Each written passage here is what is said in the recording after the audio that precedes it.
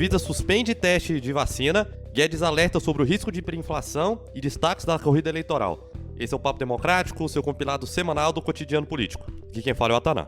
Aqui quem fala é o Carlos e eu não pensei na abertura, mas esse episódio está sendo gravado diretamente de Goiás. Alô, eleições municipais. Fala pessoal, aqui quem fala é o Pitang, mais aterrorizado que a sexta-feira 13 são os resultados das eleições municipais. Fala pessoal, aqui quem fala é o Vinícius e eu não estou preparado para servir o Exército Brasileiro.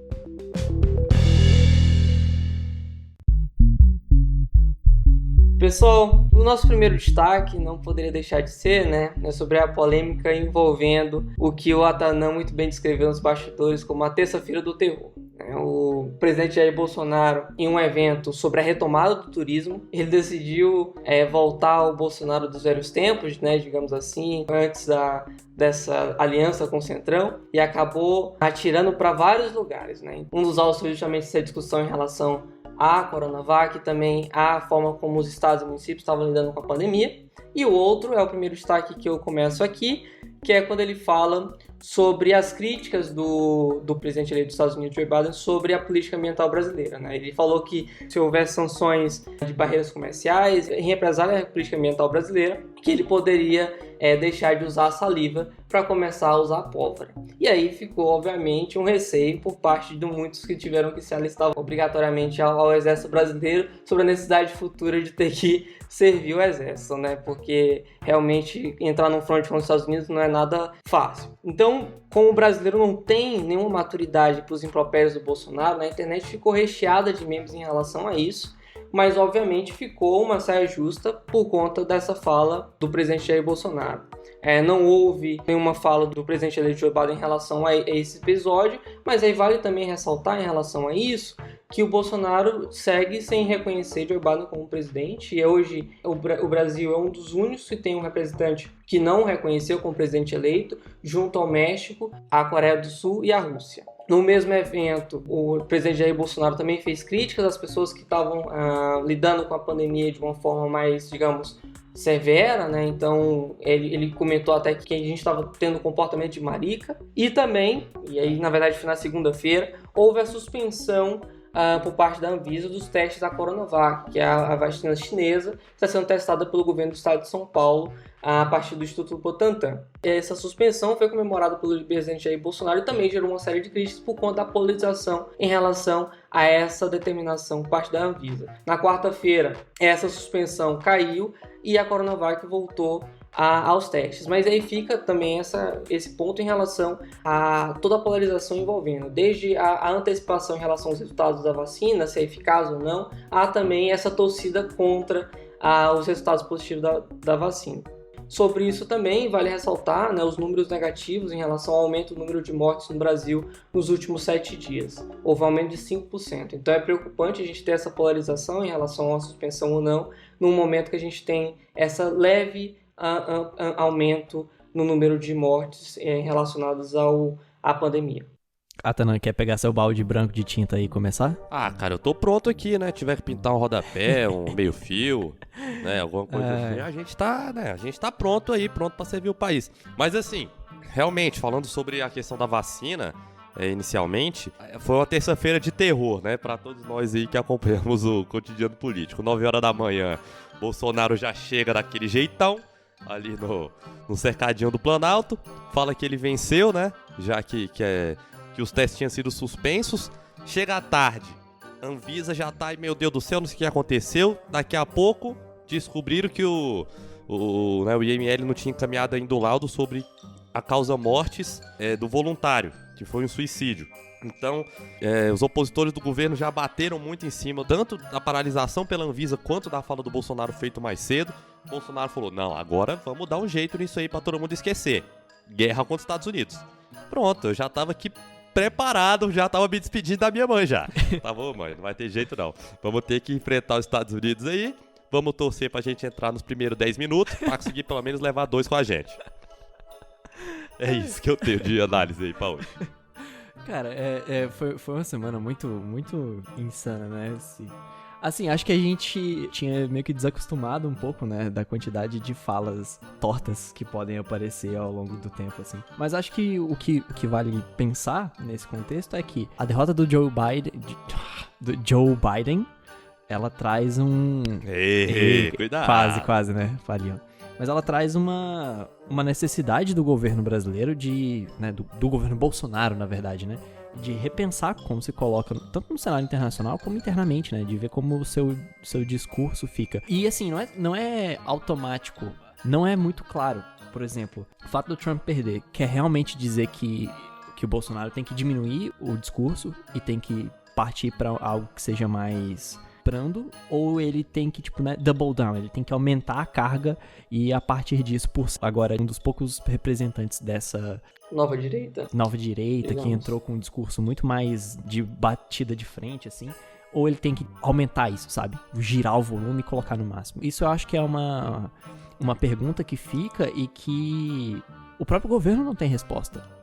E aí, por não ter resposta, vem essas novas tentativas, assim, porque eu imagino que internamente essa necessidade não tá clara também pros atores, sabe? Carlos, sobre isso, algumas pessoas até lembraram de uma capa da Veja, no qual mostrava o Bolsonaro construindo pontes e a Câmara e o Senado, né, atrás, as duas torres do Congresso atrás, mostrando a ironia de, como você falou, né, algumas pessoas tinham a expectativa de que a resposta do governo em relação a esse momento, digamos, um pouco mais complicado para essa nova direita, né, de que a resposta do governo era em busca do governo de coalizão, né, em busca de uma aliança com o centro, né, em prol do diálogo e tudo mais. E aí a gente vê essa cena que a gente vê essa semana que faz com que a gente pense, olha, bom, eu acho que aquela versão Bolsonaro menos paz e amor ainda está presente. Pra gente que é formado em relações internacionais, né, é difícil, né, a gente vê alguém aí chamando os Estados Unidos pra porrada, né, a gente fica um pouco preocupado. Machuca, né? Seja pela sanidade do nosso presidente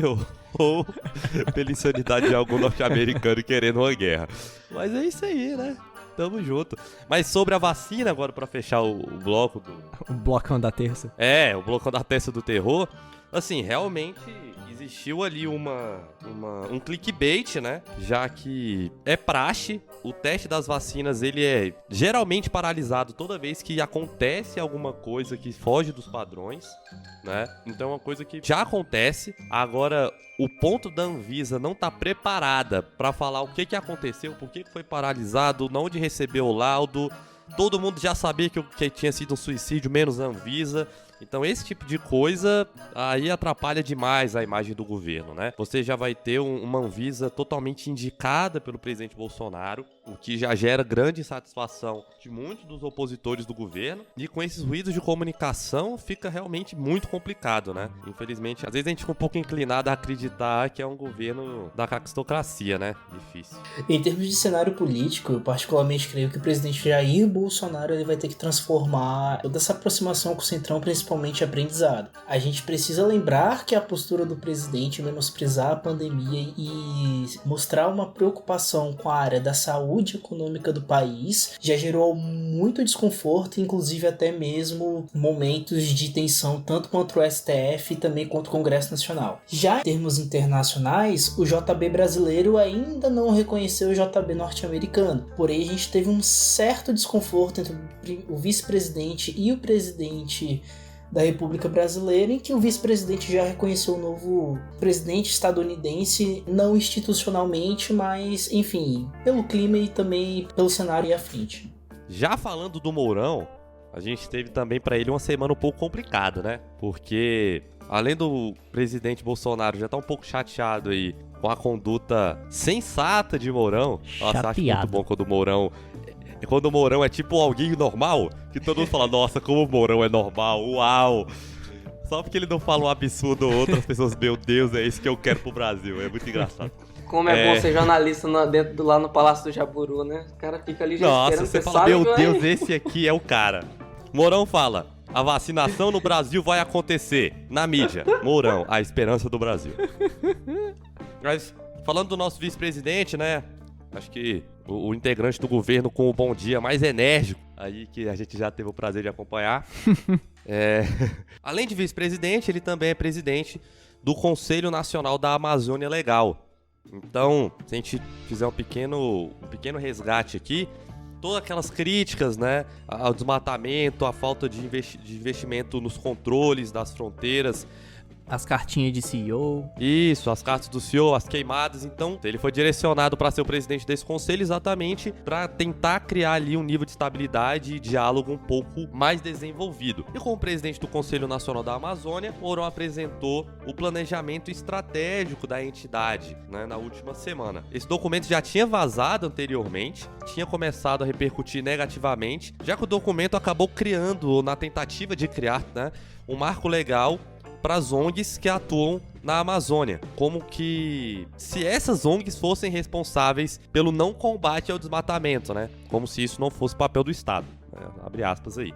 Isso gerou uma repercussão muito negativa junto à sociedade civil, que se organizou e já encaminhou uma carta assinada por mais de 70 organizações, né, ligadas ao meio ambiente, falando que são acusações gravíssimas e repugnantes, né? Destacando que existem dentro do governo realmente pessoas que atacam as organizações, né, de forma expressa dentro dos ministérios, muitos deles ali relacionados com o Ministério do Meio Ambiente e colocando outras entidades como o IBAMA. O Mourão já negou que essa regulação para a atuação das ONGs esteja em análise. E além dessa questão das ONGs, outro ponto que foi alvo de críticas foi a possibilidade dos envolvidos com desmatamento e crimes ambientais terem suas propriedades retiradas pelo governo. E esse trecho gerou repercussão muito negativa junto ao presidente Jair Bolsonaro, que disse que poderia dar um cartão vermelho para o responsável por essa iniciativa, levando em conta que Mourão é o presidente do Conselho da Amazônia e o Bolsonaro não poderia demiti-lo. Então, mais uma vez, onde Bolsonaro mostra o poder da sua caneta, só que dessa vez com alguém que ele não pode demitir.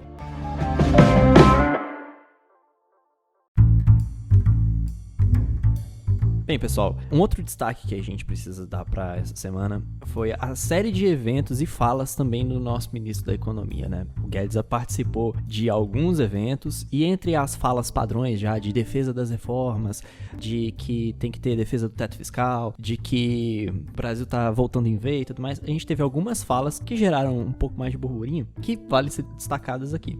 A primeira é que o Guedes comentou em um evento dessa semana que o Brasil poderia voltar a ter uma hiperinflação se ele não soubesse rolar a sua dívida de modo satisfatório, né? Mais um dos diversos alertas do ministro para a parte fiscal, né? Para controle das taxas de juros do Brasil, que já bateram mínimos históricos, mas que acabam sendo pressionadas para cima quanto mais a gente tem a pressão de alguns atores para furar o teto ou mais instabilidade política.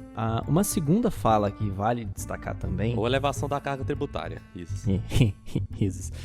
Uma outra coisa que o ministro comentou ao longo dessa semana é que, caso haja uma segunda onda da pandemia, haverá sim uma prorrogação do auxílio emergencial. É importante lembrar que o auxílio foi prorrogado até o final do ano, né, com o valor menor, e aí a fala do Guedes é uma indicação justamente para tentar pacificar essa parte e tentar dar aquela percepção ao governo de que ele vem mantendo ações que protegem a população durante esse momento, né? E aí, durante os eventos, o ministro também se demonstrou levemente triste, eu diria, porque diz que não conseguiu privatizar nada nesse primeiro ano de governo e talvez nós tenhamos informações mais tristes para ele ainda, né? Porque tem uma pesquisa que rola todo mês que a gente acaba comentando aqui, né? É um barômetro Necton Vector, e nessa semana ele demonstrou de novo que o Congresso não vê a privatização de nenhum item como pauta principal, pelo menos não para esse final de ano, né? O final de ano que,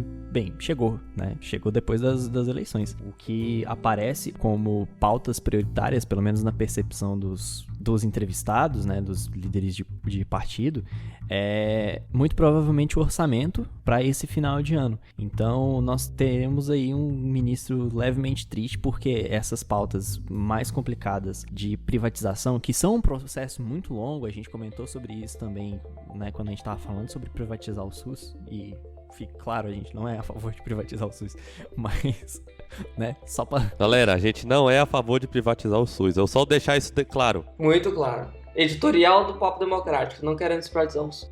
Mas aí, Dos parlamentares entrevistados, 80,8% acredita que o orçamento ainda pode ser aprovado em 2020 e 83% acredita que a reforma tributária pode ser aprovada no primeiro semestre de 2021. Risos. Olha, vou relembrar aqui a fala do governador de Goiás, que num evento cantou a pedra de que a reforma só passaria a tramitar de novo no primeiro semestre de 2021. Ali, sabe muito. Logo depois do carnaval, ali mais ou menos. Então, fica aí, né, esse alerta para que a gente veja. Mas acho que esses são os pontos que a gente pode comentar nesse bloco, pessoal. Carlos, tem um comentário que esse ponto da hiperinflação é muito sensível para o brasileiro, né? Porque foi algo que nos afetou no regime militar e que acabou também dando continuidade no nosso processo de redemocratização, né? Então a Constituinte surgiu em um momento a qual a gente estava inundado pela inflação. Então, assim, querendo ou não, ele acabou ativando a memória afetiva, né? O que é muito complexo. Então, falar de hiperinflação aqui no país, no Brasil, é um negócio sensível demais. E na mesma semana ele ainda traz essa questão do auxílio emergencial, né? Da possibilidade de prorrogação em caso de segunda onda, e que inclusive o presidente da Câmara, Rodrigo Maia, comentou, basicamente, né, dizendo que ele não trabalha com cenário futuro, de que não está no radar, pelo menos do ponto de vista dele quanto presidente da Câmara, na possibilidade de prorrogação. Um outro comentário que vale fazer é que, assim, nós já estamos vivendo nesse momento inflações setoriais por conta do auxílio emergencial, né, de setores muito específicos. Então, por exemplo, todo mundo já percebeu que os alimentos subiram, né, o mercado tá mais caro. Você também teve uma inflação específica sobre material de construção, porque você aumenta... Cara, a gente tá jogando dinheiro de helicóptero, né, e a gente precisava jogar dinheiro de helicóptero. Isso era necessário. Só que isso faz com que você tá aumentando o poder de compra das pessoas e automaticamente os itens que estão sendo mais buscados aumentam o preço também. Sabe o que é louco, Carlos? Diga aí.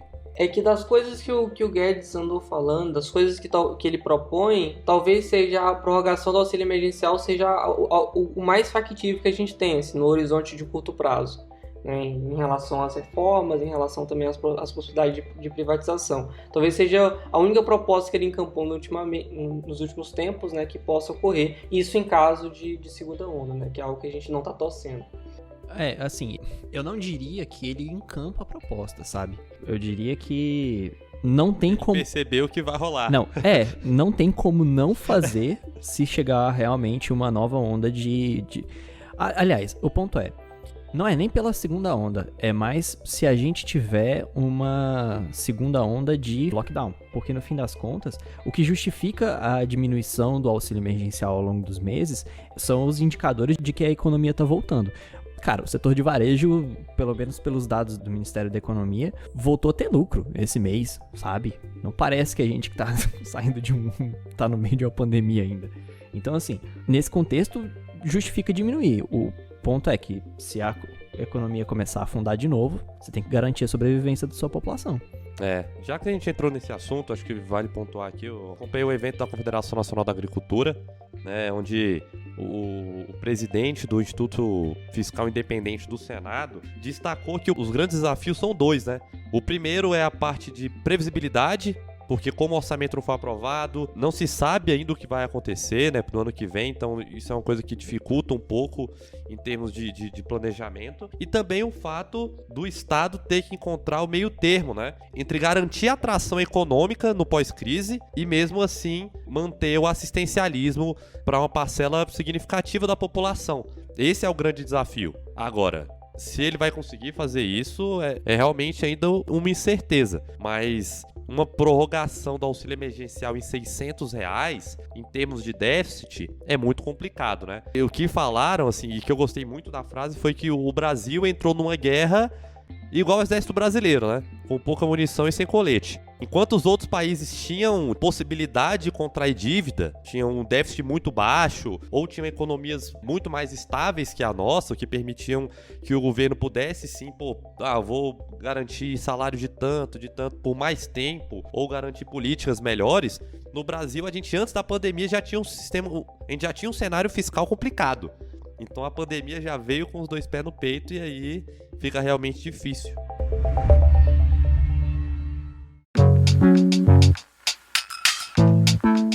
Como diriam os mais entusiastas da democracia, neste domingo, dia 15 de novembro, é a festa da democracia. Eleições 2020 aqui no Brasil, municipais. Porém, aproveitando esse clima de fim de ano, a gente decidiu fazer uma rápida retrospectiva falando um pouquinho desses destaques da corrida eleitoral. E desde já, para você que nos escuta, a gente não está falando das atualizações ou até mesmo dos resultados, porque enquanto você escuta esse episódio, provavelmente você vai estar votando. E aí, para situar no tempo e espaço, a gente está gravando esse episódio no sábado. E aí a gente precisa lembrar que as eleições em um primeiro momento era uma incógnita, não sabíamos se íamos ter ou não. E até o momento em que foi decidido que nós teríamos as eleições agora no final do ano, e principalmente o início das convenções partidárias, onde os partidos apresentam seus concorrentes, tivemos alguns episódios como a não participação por meio de declaração do Twitter do presidente Jair Bolsonaro nas eleições deste ano. Bolsonaro deixou muito claro no Twitter que ele tinha certas preocupações com a economia durante a pandemia e dessa vez não ia dar pitaco. Então vale lembrar também o segundo destaque é que o presidente não criou ainda o seu partido, a Aliança pelo Brasil. Desde então houveram também alguns boatos de bastidor que ele estava se aproximando do PSL e até mesmo com conversas com o Luciano Bivar para voltar para o partido. Por fim, enquanto você vota e escuta a gente aí na fila, vale lembrar que, de acordo com algumas análises, em especial a análise da Arco Advice, cerca de 20 capitais devem ter segundo turno nas eleições. A gente lembra que durante os episódios do Papo, a gente fez alguns giros eleitorais e das capitais que vocês escolheram, a gente sempre via uma certa briga, não só para quem estava no primeiro colocado, mas também quem estava nas 3 próximas colocações, uma vez que em determinadas capitais, como Palmas em Tocantins, Porto Velho, Fortaleza e até mesmo São Paulo e Rio de Janeiro, a gente via quase que um empate técnico entre o segundo e terceiro colocado, o que vai dar um certo clima de conto voto a voto nesse primeiro turno. Vale lembrar que também ainda estamos em pandemia e a pandemia também acabou afetando algumas campanhas. Podemos lembrar alguns casos muito mais graves em relação à campanha de Goiânia, por exemplo, onde os principais nomes para estar no segundo turno, que é o Maguito Vilela, acabou sendo acometido pela Covid-19 e foi hospitalizado de maneira grave, lembrando que ele foi entubado e transferido para São Paulo. E aí também houve alguns cenários em que certos candidatos e até vice-candidatos tiveram que acabar se isolando durante as campanhas devido ao acometimento da Covid-19. Para finalizar, algo que também comentamos nos episódios é que nesse ano poderia haver uma certa mobilização por meio das redes sociais. E a gente precisa lembrar que elas foram essenciais, mas também não foram suficientes. Claro, dependendo de que candidato a gente esteja falando. Desde o primeiro vídeo em que a Joyce Hasselman, por exemplo, em São Paulo, adotou a postura do Peppa Pig, até participações em podcasts e em outros meios de comunicação digital, a posição dela no quadro geral realmente não teve tanta alteração. Assim como outros candidatos como Guilherme Boulos, que soube aproveitar bastante esse ambiente eletrônico e conseguiu até ganhar uma capilaridade, quem sabe sendo cotado para o segundo turno nas eleições em São Paulo. Por fim, vale deixar o nosso recado final. Se você ainda não escolheu o seu candidato, lembre-se que você pode escolher, o importante é que você vote e siga a cartilha do plano de segurança sanitária feita pelo TSE. Lembrando que é sempre bom levar a sua máscara,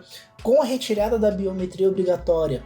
É importante que você leve uma caneta esferográfica de tinta azul ou preta para uso individual e registro ali na hora que você for votar. Não esqueça os seus documentos e, se possível, também leve uma colinha para você não esquecer os números dos seus candidatos. Então, você falou muito sobre também essa relação entre a pandemia do coronavírus e as eleições, e eu acho que vale uma menção especial ao trabalho do Tribunal Superior Eleitoral em garantir que as condições elas sejam minimamente adequadas para que as eleições ocorram.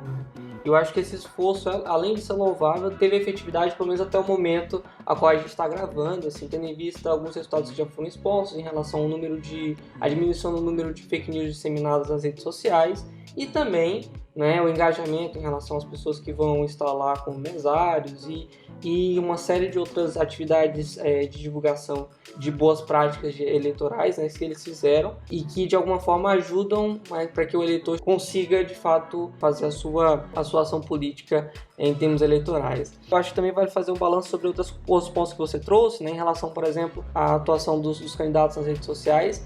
E aí eu até incluiria um outro comentário, né, que é justamente em relação ao tempo de TV, que pelo menos em São Paulo, que é onde eu resido, foi determinante para um dos candidatos. Eu falo assim, até o momento que a gente está gravando, né, que é o caso do Bruno Covas, que nas primeiras pesquisas de intenção de voto estava em segundo lugar e hoje ele já aparece em primeiro. Dado esse cenário, talvez ele já esteja encaminhado para o segundo turno. Então isso mostra que, de alguma forma, o tempo de TV que ele conseguiu, por conta de todas as coligações feitas pelo partido dele, fizeram com que ele tivesse maior exposição. Um outro ponto é em relação ao número de carreatas, em especial no Nordeste, né? Eu acompanho também as eleições lá e é visível assim, quanto que isso, de alguma forma, é um dos espaços de engajamento dos políticos lá e que em tempos de pandemia é complicado.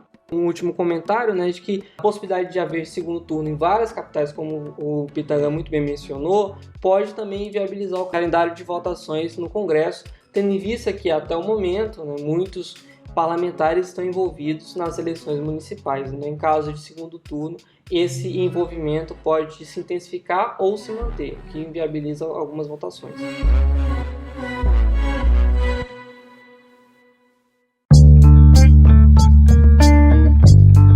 Então, já se encaminhando para o final do episódio, aquele momento onde nós jogamos búzios políticos na mesa, pensamos nas nossas expectativas para a próxima semana. Então, da minha parte, estou ansioso para saber como serão aí o primeiro turno das municipais. E além disso, não acredito que nada vai acontecer no Congresso Nacional devido a isso. Que a terça-feira da próxima semana seja mais calma que a dessa. Um abraço.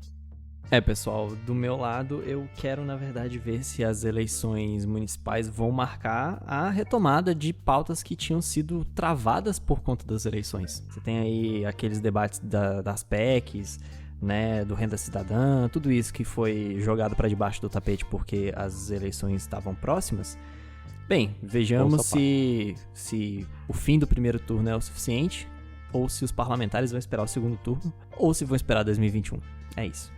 Pois bem, como eu cobro estados e municípios, a expectativa é justamente acompanhar os resultados do primeiro turno. O segundo turno não define vereador, então a gente precisa ver como estarão a composição das casas, em especial das capitais. E além disso, ver se teremos alguma atividade em âmbito legislativo estadual, até porque essa semana foi bem parada justamente por causa das eleições. E o meu radar dessa semana está em torno do reconhecimento da vitória de Joe Biden por parte do presidente brasileiro Jair Bolsonaro. Né? Como eu comentei no início, o presidente ainda não reconheceu a vitória do presidente eleito dos Estados Unidos, então eu estou na expectativa de que isso aconteça na próxima semana. E tendo em vista também do que a gente já comentou também do nosso receio, né? Nós quatro temos receio de que em caso de haver certa beligerância no relacionamento futuro entre Joe Biden e o presidente Jair Bolsonaro, que a gente tem que ser convocado pelo exército brasileiro e entrar em guerra contra os Estados Unidos. A gente não quer isso, definitivamente.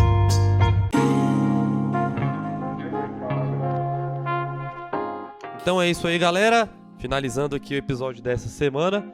Então convido todo mundo a divulgar esse episódio, mandar para seus contatinhos, amigos, familiares e opositores do seu candidato.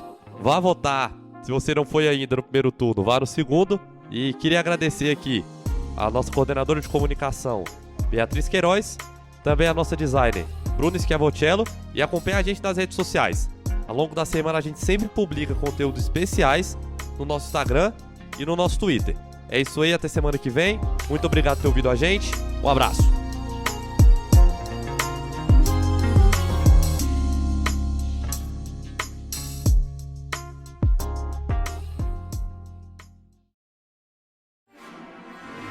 Tava verificando aqui, meu cano do exército é a única proficiência que eu tenho pra usar estilingue. Então, assim, ótimo. Ó, assim, se serve de consolo, eu tive que ir no VGP 2 vezes fazer o exame do peladão aí. Meca, a pior parte, pô, é que se tiver guerra, o podcast acaba. A gente vai ter que ir pro exército. A gente vai ter que gravar o podcast do front, Moleque, mano. olha que diferenciado. Vamos fazer... A gente compra umas GoPro. Carlos, mano, a gente tem 30 min de guerra, 30 min, a gente vai ter que fazer um episódio de 5 minutos. Fala, galera, aqui é o Atanã entrando no front de batalha, ó, temos 5 minutos de guerra e parece que já não tem mais munição. Mas tinta branca tem, tinta branca tem. Aí é foda.